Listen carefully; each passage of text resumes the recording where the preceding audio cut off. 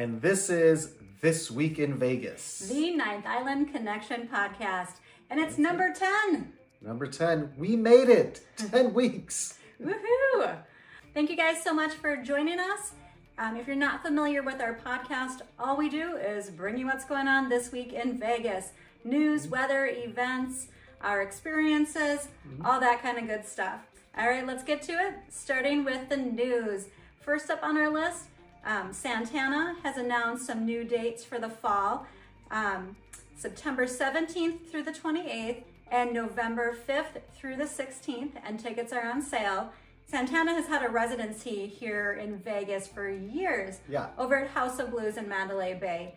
And it's like, if you've never been to House of Blues at Mandalay Bay, it is an awesome venue. It's such an intimate, small venue, but just acoustically great. Yeah. There's not a bad seat in the house. Not really. No, I mean, it depends on unless you get somebody there standing in front of you. Yeah, like we saw the Dan Band there a couple times, and down in the, I guess the pit area, right in front of the stage, can get a little bit crowded, but it's still a great venue for music. Highly recommend, and I would go to House of Blues over Allegiant Stadium, T-Mobile, any of those bigger venues. I'd go to House of Blues any day of the week over those guys. Yeah, and that's obviously a show that is doing very well here in Vegas, because when shows are still here, you know they're doing well. And he's been here for a minute. Yes, he has. And I just have to take a little sidebar with Carlos Santana. We had him on our show a few years ago, and that was probably one of my favorite interviews.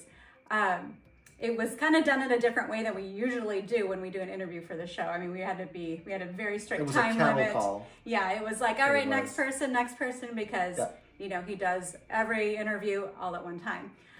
But it was a lot of fun. He is such a nice guy. Just a really down-to-earth, cool person. Very humble. Yeah. He's very humble, very grateful. Which was surprising. Yeah, it was really surprising. And the interview was done, he owns just like, it looked like a warehouse, or like not a warehouse building, but just like an office building in the middle of nowhere in Vegas.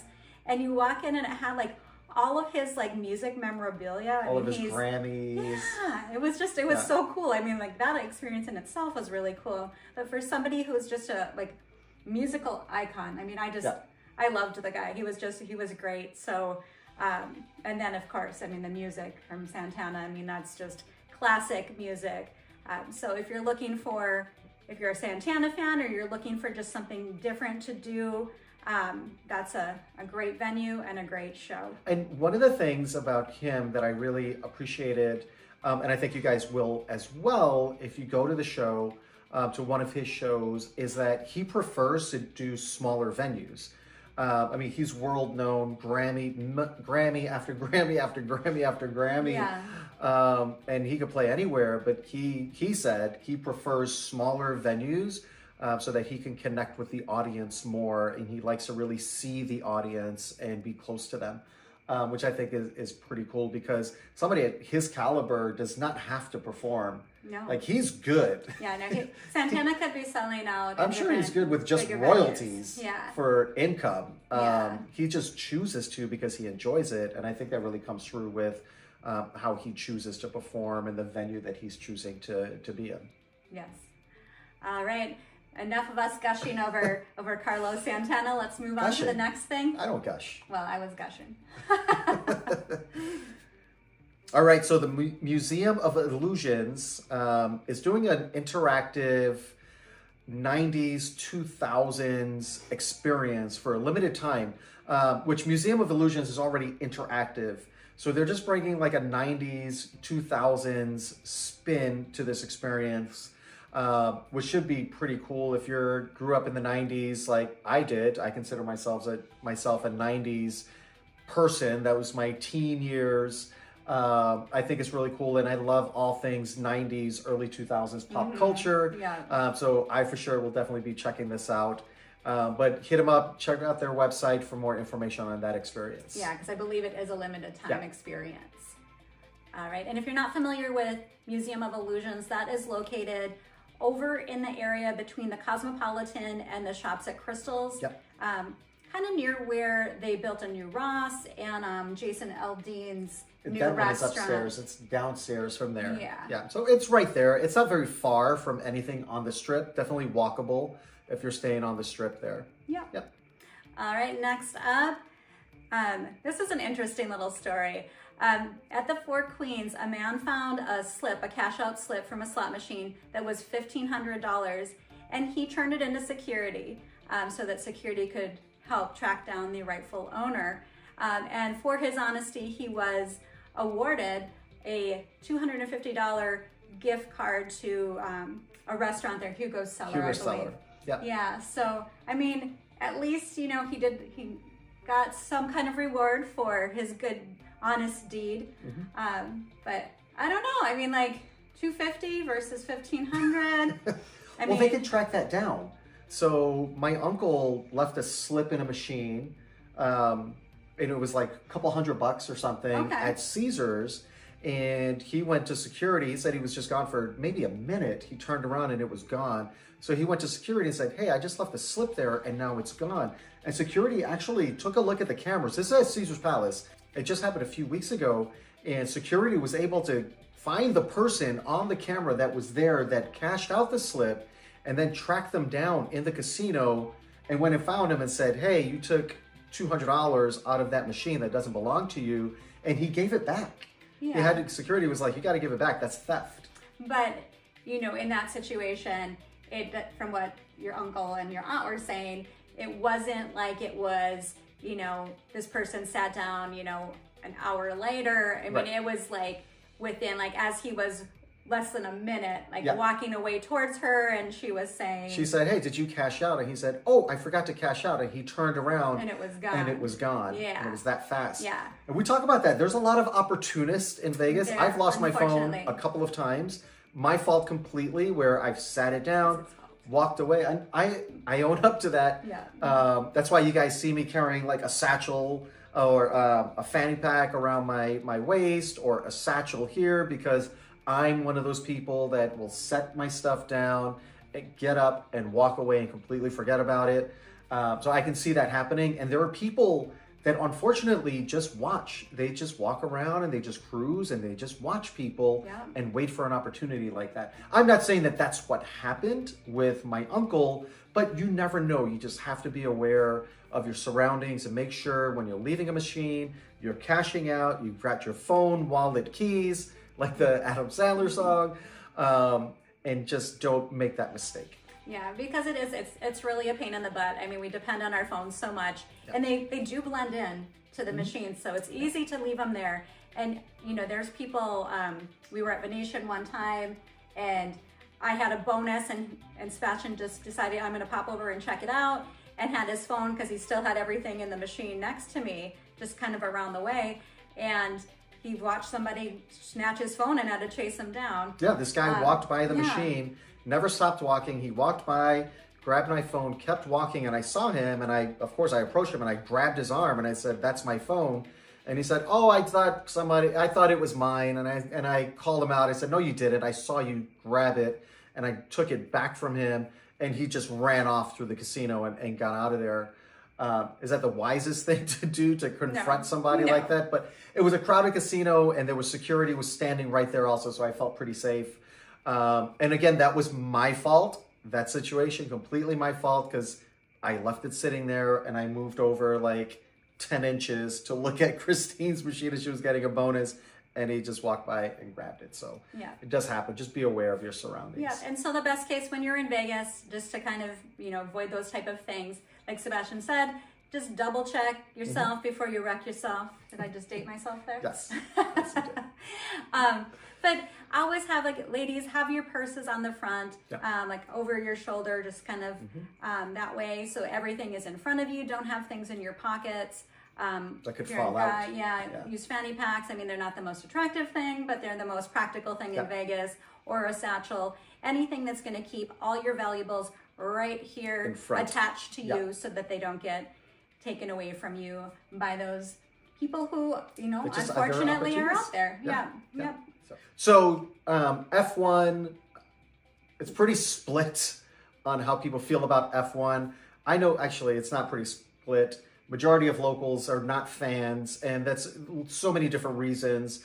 I think the finances, the businesses that benefit from F1, all those dollars pretty much leave Vegas. Well, we don't want to get into for the an most F1 part. debate. That's not So, what this is about. But they bought this land back there behind, it's like behind PH, huh?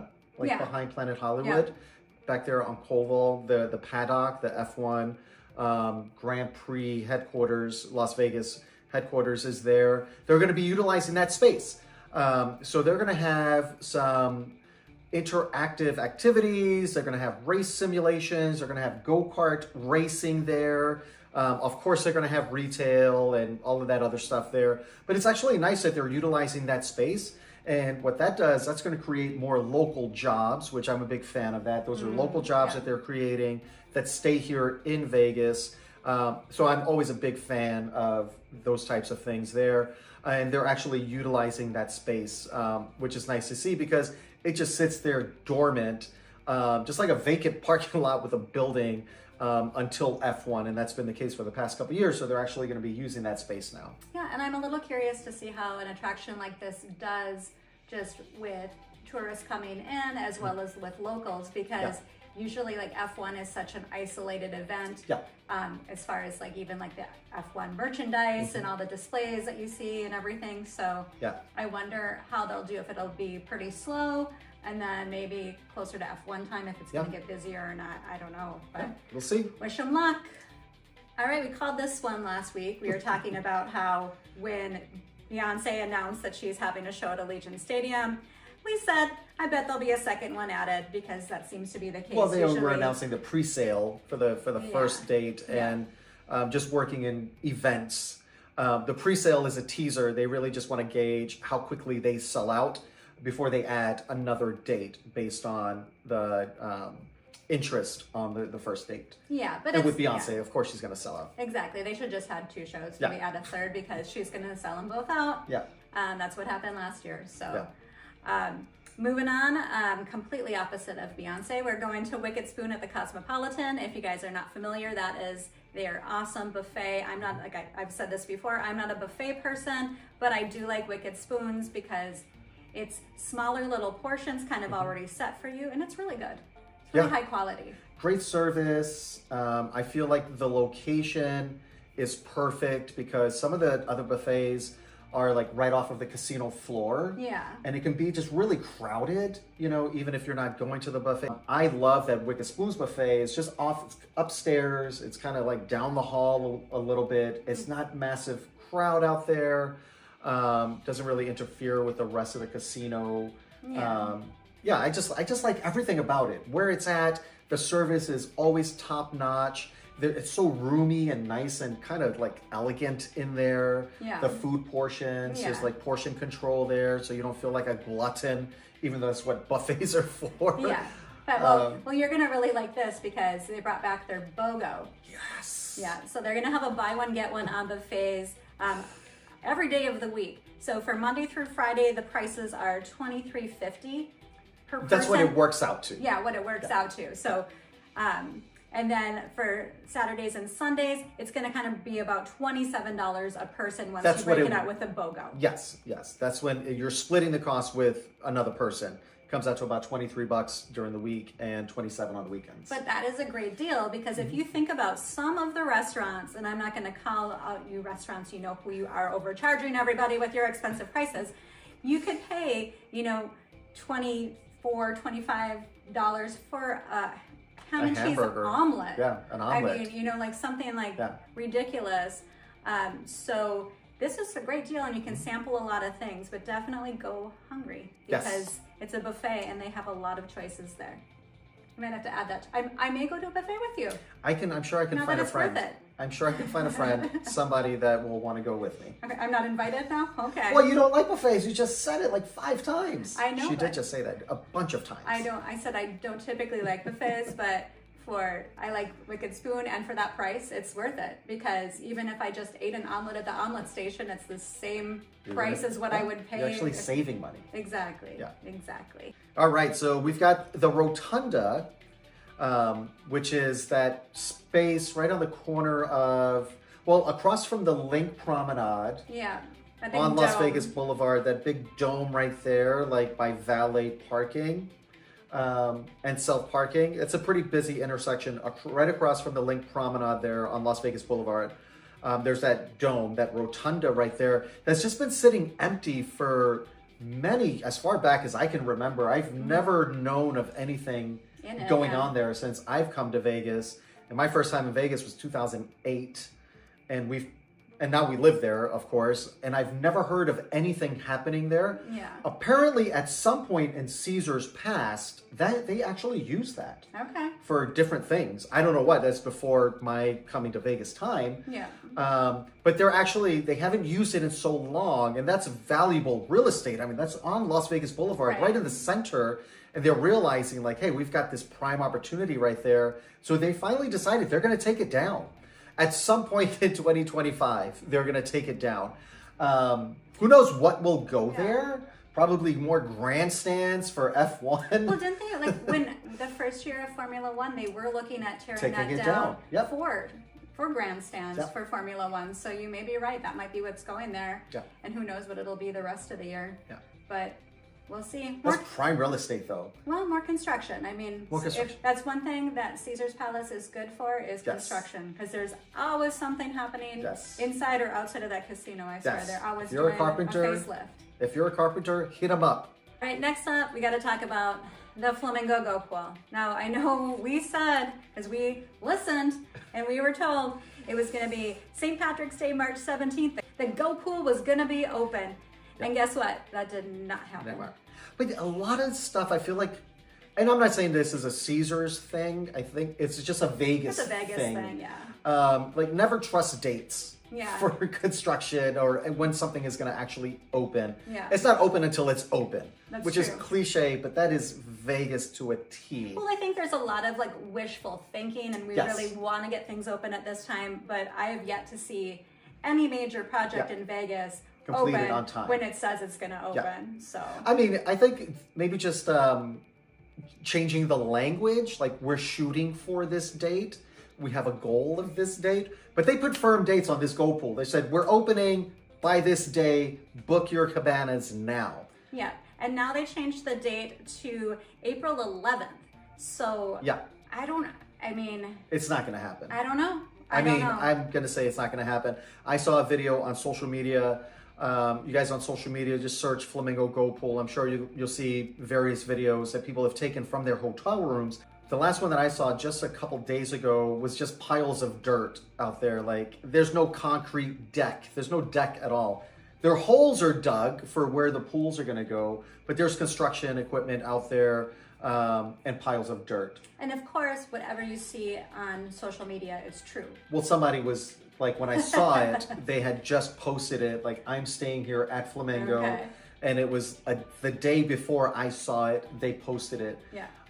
I find it very hard to believe that it's going to change from what I saw to what they're advertising. Yes, but by April 11th. You do have to remember, though, there are, especially in Vegas, there's a lot of people who put up videos that are not necessarily accurate depictions of what's actually happening in Vegas. We see that a lot. Yeah. And we're in Vegas a lot, so when we see those things, we like to fact check them. I'm saying, I don't think April 11th is going to happen. Okay. Well, Prove me wrong, Flamingo. Prove me wrong, because we definitely want to check out that pool once they open. Right. But I'm not holding my breath that it's going to happen this summer. You don't think it'll open this summer? Absolutely not. I don't think so. Oh, okay. That would be... I don't think so. I don't think it's going to open this summer. Okay. No. Okay. Well, I guess we'll see. We'll see. All right.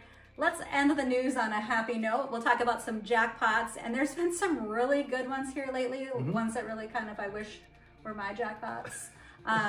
If they were my jackpots, you might not see me here on this podcast. I might be out spending some money, traveling around.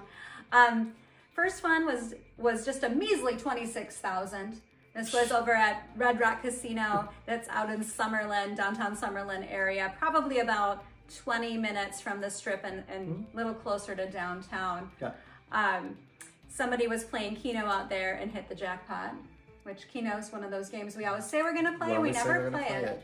I just think it's so, like, vintage Vegas to You like think sit. it's so Vegas vacation. Yeah, it's yeah. like classic Vegas, like vintage Vegas, to sit in a Keno hall, like having a coffee in the morning, just with your slips, listening to the numbers, just kind of chilling. And I don't know. It's just one of those things that I just want to check off my list that I did that in Vegas. You might be getting old. Bingo, Keno. I am. Am I going to start playing Baccarat now?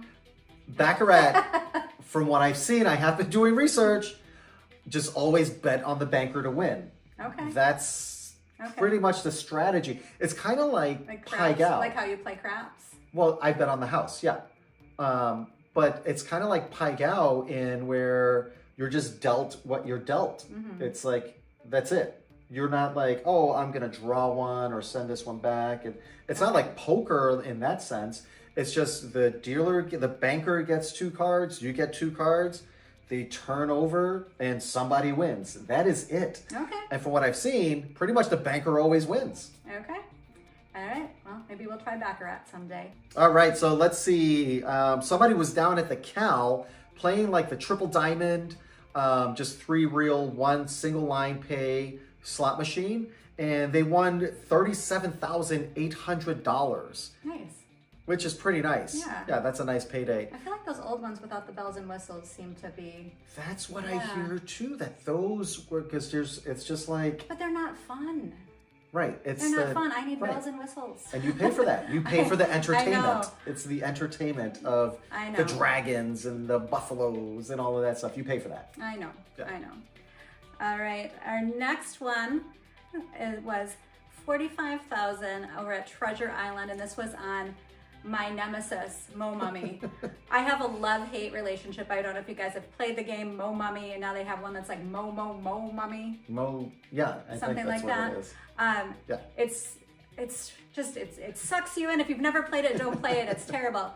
It's just one of those games that sucks you in, and you think like, I just got to put in $20 more, and then you do, and then it didn't do anything and stuff. But so this actually, makes me feel a little bit better that you can actually win. People are winning. Yeah, $45,000. I would definitely take that. And they were actually betting $2.50, which is more than I would bet when I'm playing Mo Mummy, just because I know better. Because I need my money to work as hard as it possibly can, so I have to do minimum bets.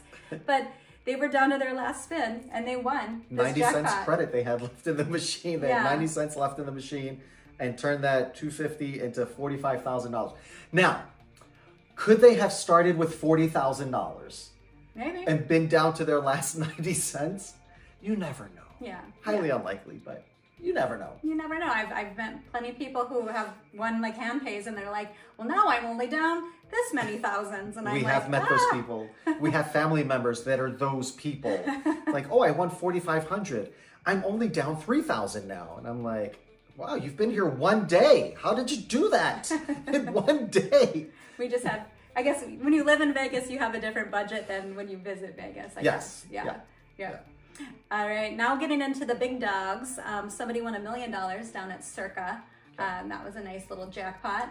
And they didn't say where, they didn't share what they were playing, how they won it, which I thought was interesting. They didn't say if it was a slot machine, a table game, a sports bet, just that somebody, a lucky visitor, won $1 million. Yeah. So. Yeah, maybe they don't want to, maybe they're slowly getting rid of that machine.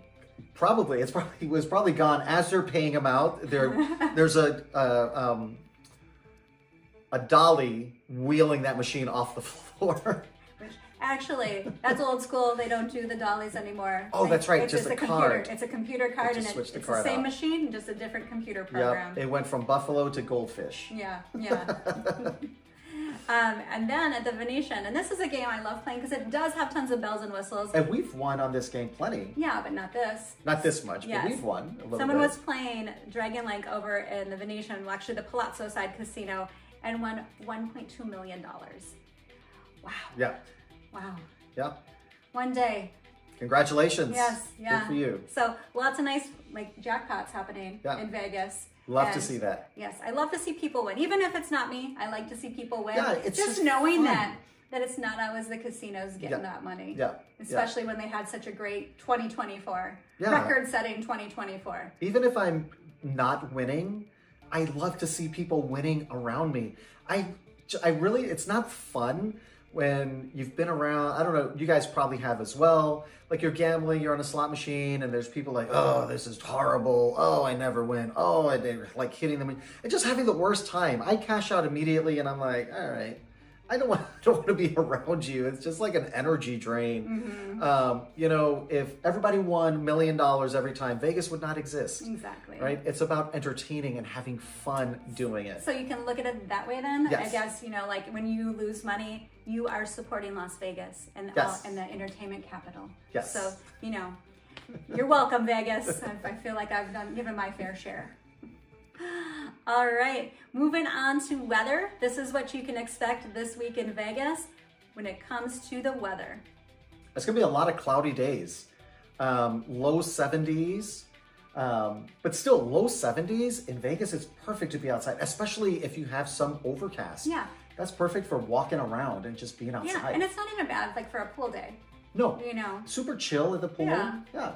Yeah, so, but it does still cool down like at least 20 degrees overnight. So it's kind of the weird time of the year where you have maybe start your mornings off with a lighter jacket and then you don't need a jacket. And then in the evenings you want a warmer jacket. And then overnight you want boots and a coat. Yeah, you just don't want to be outside overnight.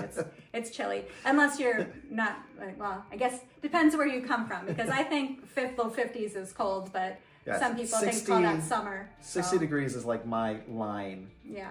For weather in Vegas. Yeah. All right, last but not least, let's get into the events happening this week in Vegas. And this is in addition to all of the regular shows. I don't like saying regular shows because I feel like it takes away from them. It makes it sound like they're not special, but they are. They're spectacular. There's like, I mean, we have so much comedy, so many magic illusionists. Yeah, so much great entertainment, so many talented people in Vegas. Singers, tribute shows. I mean, gosh, it's like, and that's what Vegas always was before all the sports were here and all the, you know, big residencies and the Sphere and all the craziness. That's what Vegas entertainment was. And it's still here and it's still awesome. Yeah. So I don't mean like they're not good when I say regular. I guess we just get used to them because they're just always here and we always have them, which we love. And we support small shows, the smaller venues all the time. They work hard. A lot of those guys are working sometimes 2 shows a night. Yeah.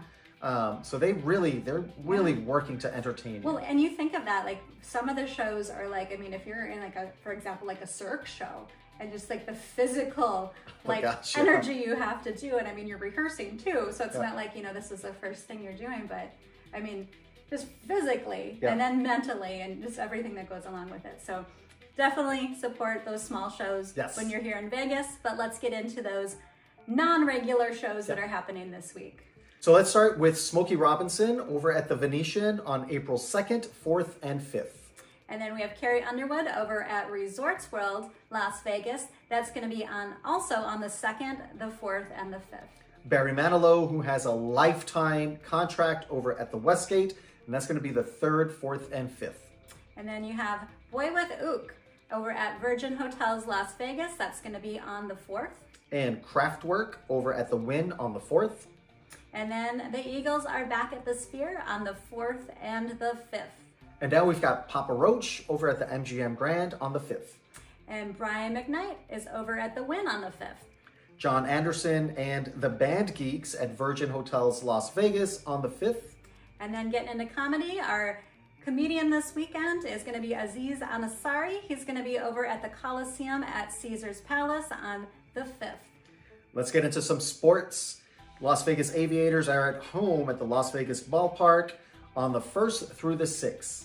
And that is out in downtown Summerlin, kind of right across from Red Rock Casino. So you can make a day of it. Hit up the casino, lots of fun shopping, restaurants in that area, and it's all very walkable. Yes. We've got the Vegas Golden Knights at T-Mobile Arena versus Edmonton on the 1st and Winnipeg on the 3rd. And then we've got some golf, of course. There are so many golf courses around the Vegas Valley. I guess the closest one is going to be right at the Wynn, like right behind the Wynn. There's the Wynn Golf Course. Yeah. And then there's Downtown Golf Course. There's a Las Vegas Golf Course out there by the sign. I feel like we're all around. Yeah, we're like Golf Course Central. There's and actually, it's beautiful golf weather too. Oh, this is perfect to be out there. So we've got the T-Mobile match play over at Shadow Creek Golf Course, and that's going to be the 2nd through the 6th. Mm-hmm. And then we have the Henderson Silver Knights. That is kind of, I guess, do you call it the minor league team for hockey? I know you call it minor league for baseball. So the minor league for hockey, the Henderson Silver Knights, they play out in Green Valley Ranch area in Henderson, and they play at the Lee's Family Forum. They'll be there on the 4th and the 5th. And a pro tip, because we lived like a half a mile down the road from where they play, where their home stadium is, or their home arena is, when they have events, tons of traffic. So if you're heading out there for this game or really any event at that arena, give yourself plenty of time because the traffic is a nightmare. Yeah. Whether you're on surface streets or the highway, it's a mess. So just be ready for that. Yeah, I would actually park over at, if it were me, I would park at Green Valley Ranch. Or the casino or the district area. Yeah, and just spend time there, walk over and spend time after because it's a mess. Then you can, grab something to eat, grab a drink, play a slot machine or table game, and then let the traffic die down after the event. Yeah. And then we've got the College Basketball Crown Semifinals Championship happening over at T-Mobile Arena, and that's going to be on the 5th and 6th. And speaking of college basketball, we are still in March Madness, so all the March Madness stuff is still happening through at the sports books, the sports bars, all of that good stuff. You're going to have the Final Four going on. It's going to be packed in all of the sports bars in and around Vegas, so be prepared for that. But it's a lot of fun. Just adds to that Vegas experience. Yeah, and so in addition to all the people that are coming into town to be a part of that, there's also all the spring breakers, so that can mean, college age folks, as well as families bringing their children to Vegas. Yeah. So keep that in mind. That's who kind of the crowds are going to be. So if you see a bunch of kids in Vegas, that's because they don't have school. All right, guys, that's a wrap on this one. Thanks so much for watching, for supporting. We always want to hear from you. So hit us up on social media. We're Instagramming, we're TikToking, we're Facebooking. We're, of course, on YouTube as well. And if you're looking for even more Vegas, stay right here on Hey Vegas. There's a new episode of Ninth Island Connection coming up right after this podcast.